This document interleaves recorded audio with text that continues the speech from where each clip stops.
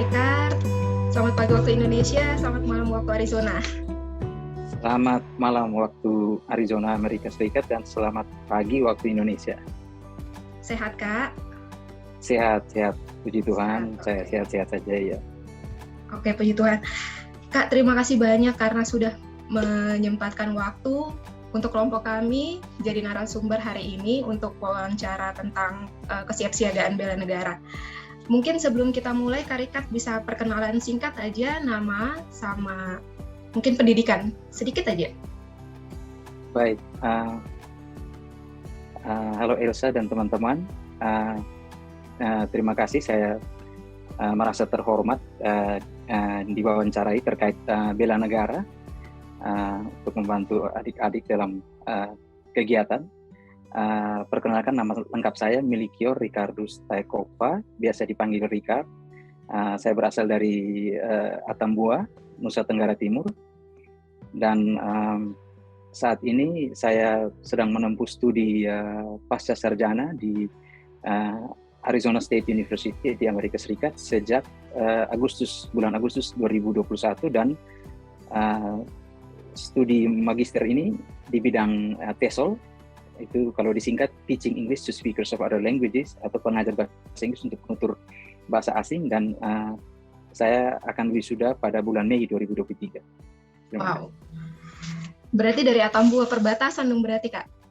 Iya, ini dari kota kecil. Atambua itu kota kecil di perbatasan antara negara Indonesia dan negara baru Timor Leste, ya, Republik Demokratik Timor Leste. Oke, terima kasih banyak Kak Rikard, anak perbatasan sekarang di Arizona. Ini ya sekadar tambahan aja, ini Kak Rikard ini salah satu orang yang saya tahu sekali, beliau itu jalan ninjanya adalah memotivasi anak-anak Indonesia Timur, secara khusus anak-anak NTT untuk melanjutkan pendidikan ke jenjang S2 atau S3, secara khusus melalui beasiswa LPDP. Karena saya sendiri pernah menjadi mentinya beliau. Ya, betul. Ya. Oke, hari ini kita mau ngobrol-ngobrol sedikit tentang bela negara. Mungkin Kak Rikard bisa kasih sedikit pandangan singkat, bela negara itu apa sih menurut Kakak? Baik, terkait definisi bela negara, saya teringat waktu saya SMP, guru PPKN saya pada saat itu mengajarkan bahwa definisi bela negara itu dapat dilihat pada konstitusi kita, yakni Undang-Undang Dasar 1945 pasal 27 ayat 3 yang berbunyi setiap warga negara berhak dan wajib ikut serta dalam upaya pembelaan negara. Nah, berdasarkan definisi ini dapat dijabarkan bahwa sebagai warga negara Indonesia, saya dan warga negara Indonesia lainnya terikat secara konstitusional, berhak, berkewajiban, serta diberikan kehormatan dalam membela negara dan mempertahankan eksistensi negara Kesatuan Republik Indonesia dari ancaman, gangguan, hambatan, dan tantangan yang dialami bangsa dan negara Indonesia. Berat jawabannya, Kak. Ya, pertanyaan ini mengingatkan saya tentang apa yang waktu itu guru saya jelaskan waktu pelajaran PPKN waktu SMP. Ya, saya terngiang kembali nasihat beliau. Ingat kembali. Oke, good. Sekarang kalau begitu di bidang Kakak sendiri, Kakak kan akademisi. Apa sikap dan perilaku bela negara yang bisa Kakak implementasikan? Baik, saat ini status saya sebagai seorang penerima beasiswa LPDP, ya, Lembaga Pengelola Dana Pendidikan dari Kementerian Keuangan Republik Indonesia. Atau secara garis besarnya saya dibiayai oleh pemerintah Indonesia. Dan sebagai akademisi dalam hal ini, saya berkecimpung di bidang pendidikan bahasa Inggris, dan saat ini sedang melanjutkan studi pasca sarjana di luar negeri. Sikap dan perilaku bela negara yang bisa saya implementasikan adalah, yang pertama, memanfaatkan seluas-luasnya kesempatan belajar di luar negeri dengan mempelajari berbagai aspek terkait bidang studi yang saat ini sedang saya tekuni, sehingga ilmu yang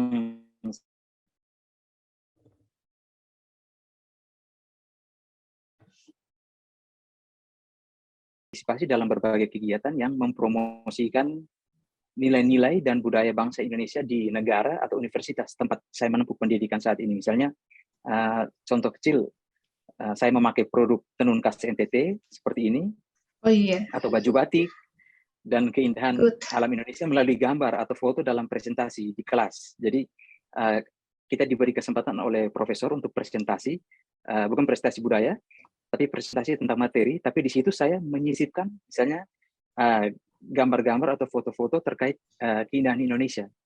Jadi di situ saya mau menunjukkan kepada teman-teman saya mahasiswa internasional tentang masyarakat dan kebudayaan Indonesia di dalam presentasi itu. Jadi hal ini saya lakukan sebagai salah satu bentuk pengenalan produk kebudayaan dan juga masyarakat Indonesia kepada para mahasiswa internasional, sehingga mengundang masyarakat internasional untuk berkunjung dan menikmati potensi pariwisata Indonesia yang kaya akan keberagaman. Lalu yang ketiga, menjaga nama baik bangsa dan negara Indonesia. Hal ini dilakukan dengan tidak terlibat dalam paham-paham radikalisme ataupun narasi-narasi atau hoax yang memecah belah negara kesatuan Republik Indonesia.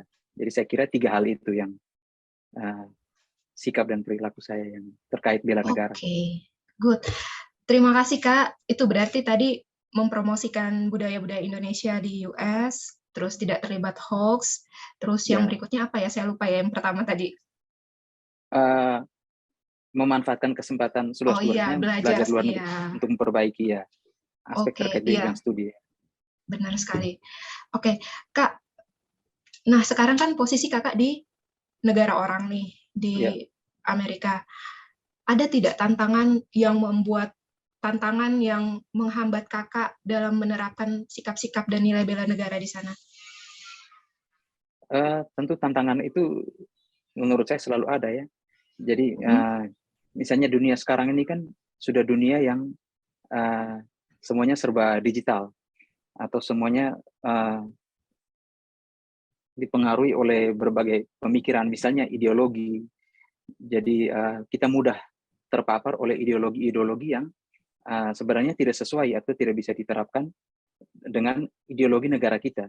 Jadi misalnya pemikiran-pemikiran yang radikal atau yang pemikiran yang berusaha mengeliminir keberagaman, melenceng dari Pancasila misalnya. Jadi sebagai mahasiswa internasional tentu kita alami juga.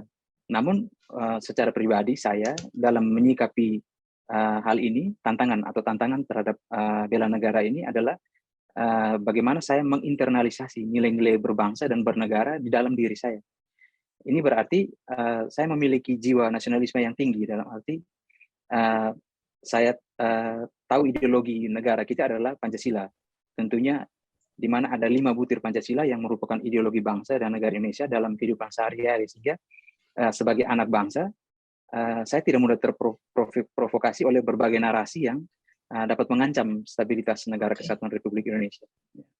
Iya, apalagi di negara orang kan banyak ideologi-ideologi baru, banyak paham-paham aliran baru, segala macam ya, budayanya beda, tidak sesuai dengan budaya kita. Jadi benar-benar harus kuat memegang ideologi Pancasila. Kak, siapa orang yang menginspirasi Kakak dalam menerapkan nilai-nilai bela negara? Nah, ini pertanyaan menarik. Terima kasih ini untuk pertanyaan ini. Jadi orang yang menginspirasi saya dalam mengaplikasikan sikap bela negara adalah Presiden Joko Widodo, Presiden Indonesia saat ini. Mengapa? Bapak. Karena menurut saya beliau adalah seorang pemimpin yang menjunjung tinggi kedaulatan bangsa dan negara Indonesia, serta totalitasnya untuk rakyat itu tidak perlu dilakukan lagi bila masyarakat melihat kinerja dan prestasi yang telah beliau lakukan selama kepemimpinan 2 periode pemerintahan ini. Jadi kita lihat bagaimana di kancah internasional Presiden Joko Widodo punya peran yang luar biasa dan beliau sangat dihargai, dihormati oleh semua pemimpin dunia, termasuk pemimpin negara-negara adik kuasa. Idolanya Bapak Jokowi ya? Berarti. Ya, Presiden Joko Widodo. Iya. Oke, berikutnya Kak. Di zaman sekarang ini menurut Kakak, apa yang menghambat generasi muda dalam menerapkan nilai-nilai bela negara? Nah, ini pertanyaan muda, menarik juga ini ya. Anak pertanyaan setidaknya yang muda-muda lah. Iya. Sejauh pengamatan saya, ada beberapa penghambat untuk generasi muda kita saat ini dalam hal sikap terhadap bela negara. Yang pertama, kurangnya pemahaman generasi muda ya, yang saya lihat terhadap kemajemukan dan keberagaman suku, agama, ras, dan golongan di negara Indonesia. Seperti kita tahu, negara kita kan terdiri dari 5 agama yang diakui oleh pemerintah, dan juga ada beberapa aliran kepercayaan, lalu berbagai suku, ras, golongan, dan bahkan negara kita ini dilihat oleh dunia internasional sebagai negara yang luar biasa karena punya 17.000 pulau, lalu sekian ratus, sekitar 800 sampai 1000-an bahasa lokal atau bahasa daerah. Itu kan kaya sekali, beragam sekali. Namun sayangnya masih banyak anak-anak muda yang kurang ya, menurut saya kurang memahami terkait kemajemukan dan keberagaman ini, sehingga mereka mudah terprovokasi oleh misalnya ya hoax atau berita-berita yang sebenarnya tidak benar, sehingga mereka terpancing untuk mendiskreditkan orang-orang atau suku, agama, atau ras tertentu. Dan yang kedua, kurangnya toleransi antar golongan.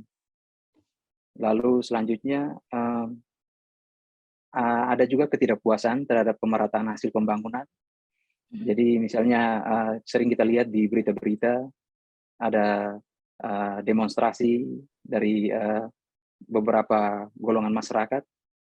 Namun menurut saya sebenarnya pemerintah sudah melakukan pemerataan pembangunan yang luar biasa. Sebagai contoh di daerah-daerah timur seperti Nusa Tenggara Timur, Papua, itu pemerintahan Jokowi, Presiden Joko Widodo itu sudah membuat pemerataan dalam hal pembangunan jalan, sarana prasarana, fasilitas pendukung, khususnya di bidang pariwisata dan sebagainya.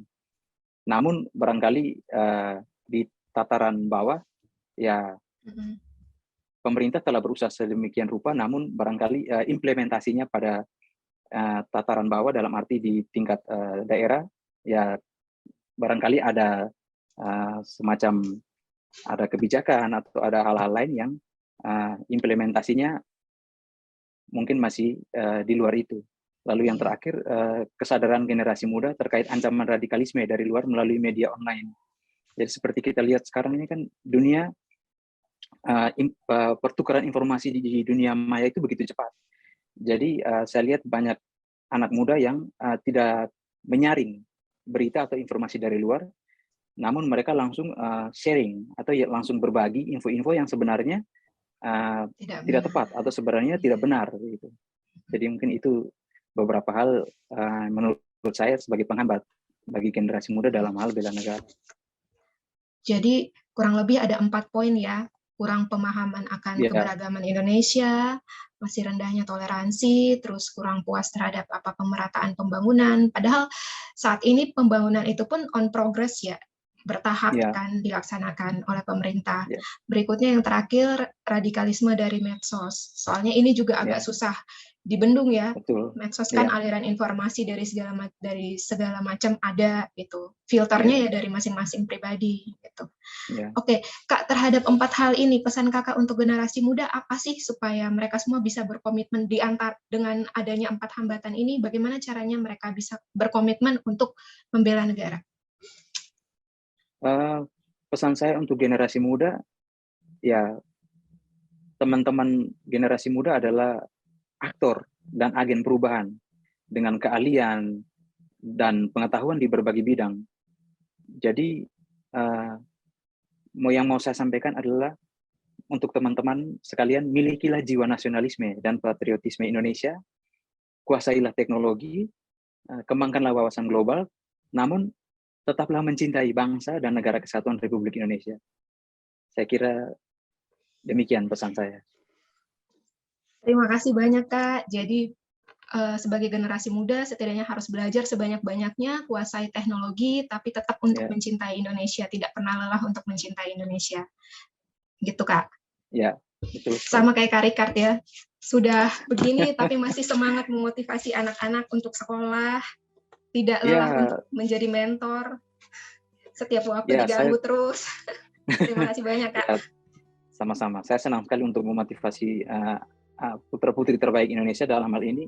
teman-teman yang dari wilayah Indonesia Timur, karena terus terang teman-teman di pelosok ini masih kekurangan informasi, misalnya terkait beasiswa LPDP itu masih amat sangat kurang. Jadi saya dan beberapa teman termotivasi untuk membuat webinar, dan saya juga bahkan membuat wadah diskusi grup WA namanya Sahabat LPDP Atambua, untuk menjadikan itu sebagai forum diskusi penyebaran informasi terkait beasiswa LPDP.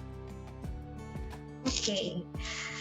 Bagus sekali Kak, terima kasih banyak untuk waktunya hari ini. Sama-sama.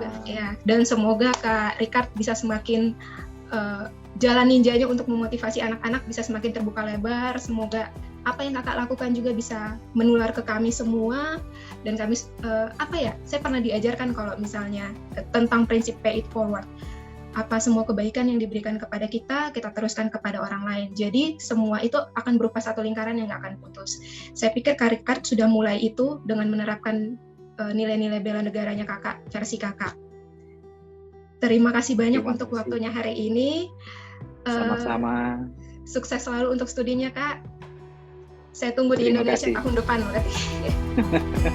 Amin, amin. Sukses juga buat Elsa dan teman-teman dan kegiatan. Tuhan memberkati. Terima kasih, Tuhan memberkati.